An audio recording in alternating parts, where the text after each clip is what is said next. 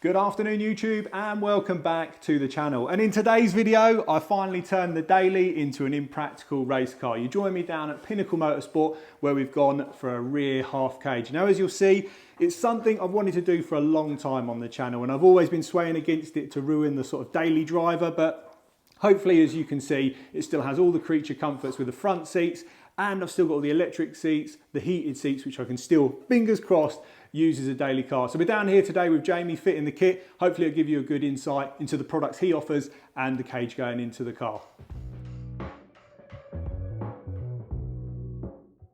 In preparation for the visit to Pinnacle Motorsport tomorrow, I am going to need to strip the interior.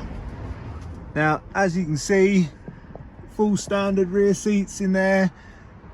Speaking to Pinnacle, I'm going to need to get the passenger seat out today and obviously remove all the rear seat belts, all the latches, because quite interestingly, a couple of years ago, I found out that if you've got rear seats but no seat belts, it's a fail for an MOT, and vice versa. So if you've got seat belts and no seats, it's also a failure. So the whole lot needs to come out really, which is going to be today's job. Hopefully nothing too challenging. And I've also, for those that didn't see, lowered the front seat on some custom rails. Pretty grubby in here at the moment from the weekend's filming. And I'm going to have to change the wire on the passenger seat, not because it's been under spec, but basically the driver's side one, I put the correct cable in, didn't remove the passenger side to redo it again, but I'll get that job ticked off today, which will be a bit more sense once it's underway.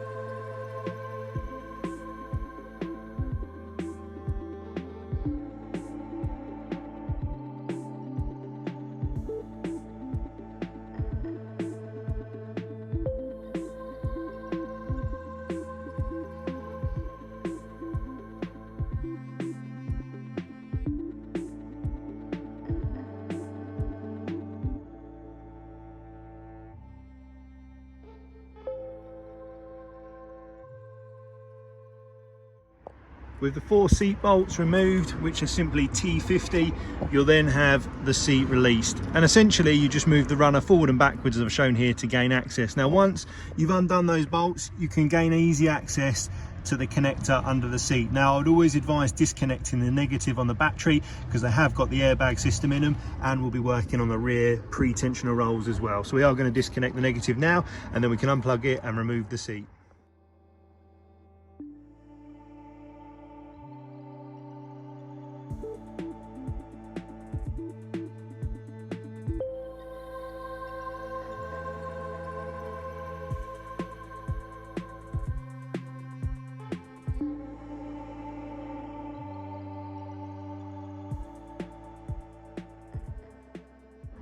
With the negative disconnected, using a 10mm socket, allow at least 15 to 20 minutes for everything to discharge. Once that's done, you can then go round and disconnect the main plug that simply bolts under the car and then remove the seat.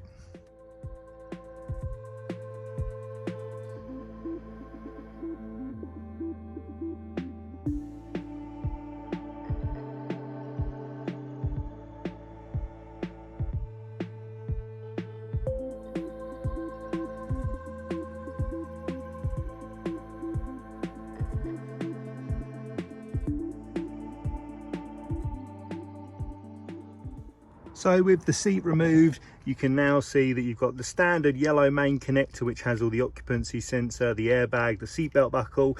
You've got a facelift car, you'll have the little white plug here, which is for the head restraint system. And then this cable that I've got here is for the M4 seat. So it doesn't come as standard, it runs up and runs off the footwell lighting. Not a massive fan of spade connectors or anything like that, so I'm going to change it for a proper fitting now and the right size cable. So this is a bit too thick, not that it's going to cause any issues, but I just want it to look as factory as possible and obviously give everything a good hoover. But now it'll be on to removing the rear seats. To remove the rear seats, especially the lower section, is quite straightforward, as hopefully you'll see on camera. You just lift where there are two clips underneath here, they'll pop out, slide out, and because you've got the E92 which has got no rear doors, this center trim all stays in place, so it is just the side cushions that move out.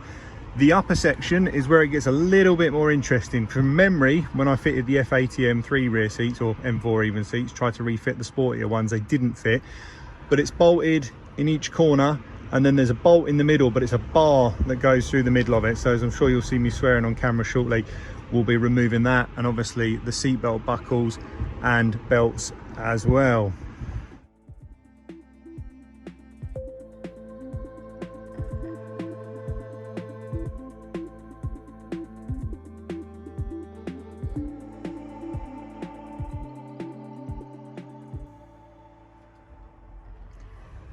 As you can see, the seats have not been removed. Well, the lower half hasn't been in my ownership. There's all sorts of crap in there. Sweet wrappers, crumbs, not very nice. So we'll undo the buckles. They look like T50s as well. And then obviously start removing the upper sections of the seat.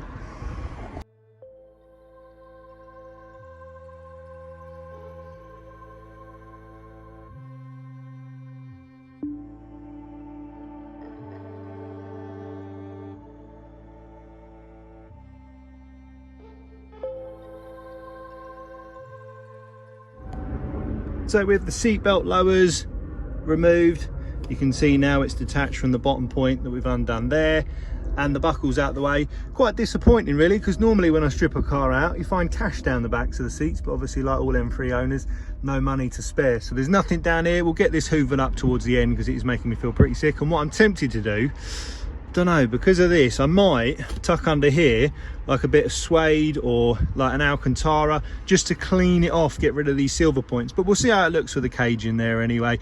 So it's going to be a race car.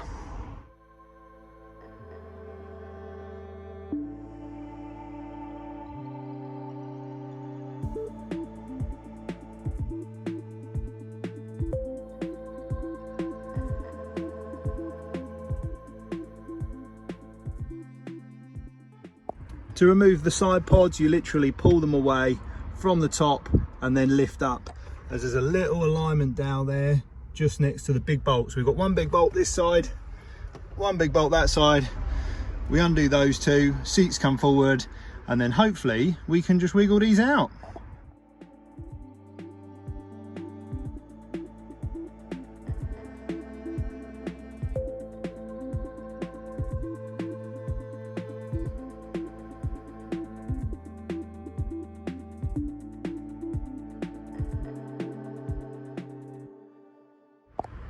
So with the two T50s removed at either side, you can also see that alignment there that held the cushion in.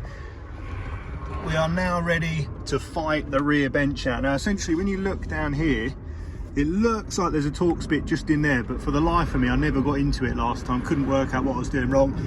Had a little look online as you do, and then basically there's a bar in here and you can pull the seat apart at an angle and outwards, which you'll hopefully see now without me struggling too much. Obviously a nice little time lapse will make it look effortlessly, but unfortunately it can be a bit of a fight if it's never been out before.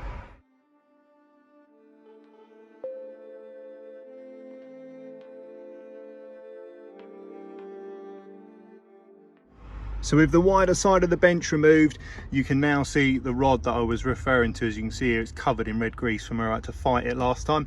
But ultimately you can see the two bolt heads, or bolt threads even, heads on the other side, that you won't be able to access with the seat in place. But once you do remove the right hand side one, so the larger part, you can now literally lift this one and slide it out, which I can't do with one hand, but you'll get the picture.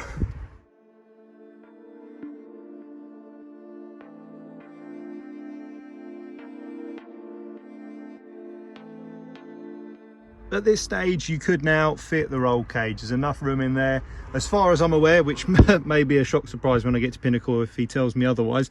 This is pretty much ready to go, but what I am going to remove for some free weight is the ratchet clips on the back that hold the seat essentially back once you push it back and it locks into place, and the pre-tensioner rolls. Now the problem with removing the rear seat belts and not leaving them like this is you are going to get an airbag light unless you code them out or you put in a resistor. So that is going to be something I'll have to look into as to what code that is, and another fun and game of applying up NCS dummy, I think it was, that I used last time to code the front ones. Figured it out pretty quickly, but fingers crossed it's straightforward as the fronts again.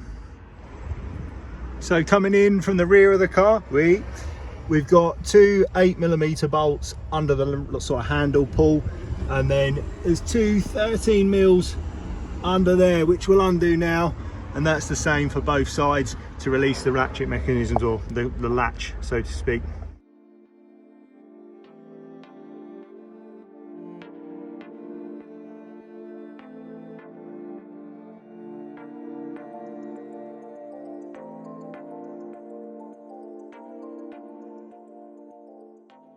With the two 13mm nuts undone, you can now simply pull the mechanism out and it'll be held on by the cable, which we can just see there. So I'll get a small screwdriver, pop that out, and then that should hopefully all just come out towards me, and that'll be the first side removed.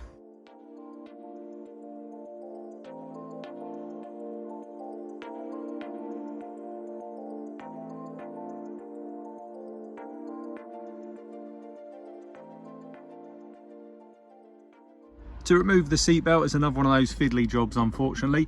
Using a small flathead screwdriver, you simply pry open the airbag cover. It will show a T20 Torx bit. You undo that screw, you pull back this bit here. Trying to do this one-handed. And you'll see there's an 8mm there. Undo that, and then this trim needs to be removed, which you'll see on camera now. I've done the other side, and it's a fiddly little bugger. And basically there's two clips in here. There's a bracket holding it there and a bracket down the bottom, and I essentially just pulled it from the middle. It pulled away, pulled up and out, and thankfully none of the tabs broke, which then shows, as you'll see again, these two other points here, and then you can see the seatbelt reel. So I'll get this one on camera for you guys now to give you an idea of how it comes apart.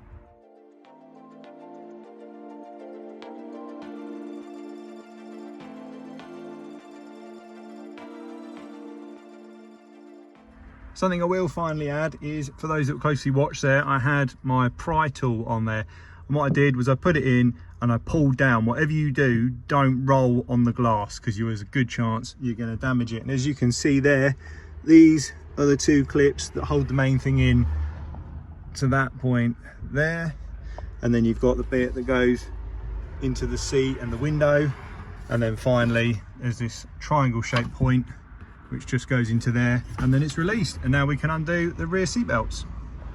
So the seat belt buckle has been removed on the rear. It's just one T50 bolt in the back that holds the unit there. Quite surprised that there's actually no cables or power fed to it. I was half expecting it to have a pre-tensioner in it or some sort of lockout mechanism in the event of a crash, but it is quite a basic one. Just move that out of the way so you can have a look there, and I'll quickly put the camera clip in now of that one being removed.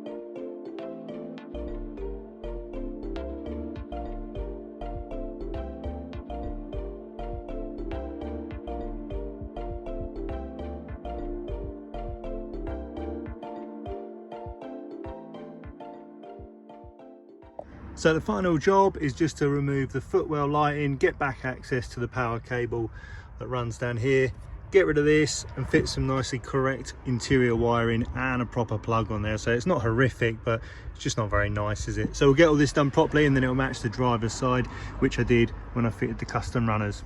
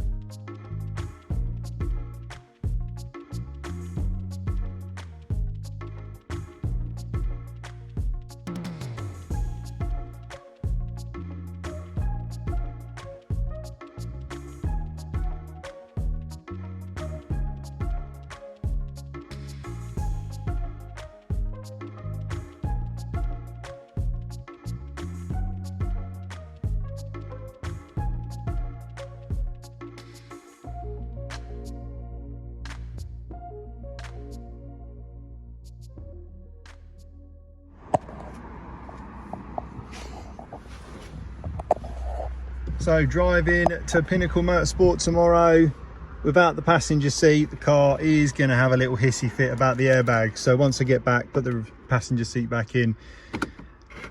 Let's have a look.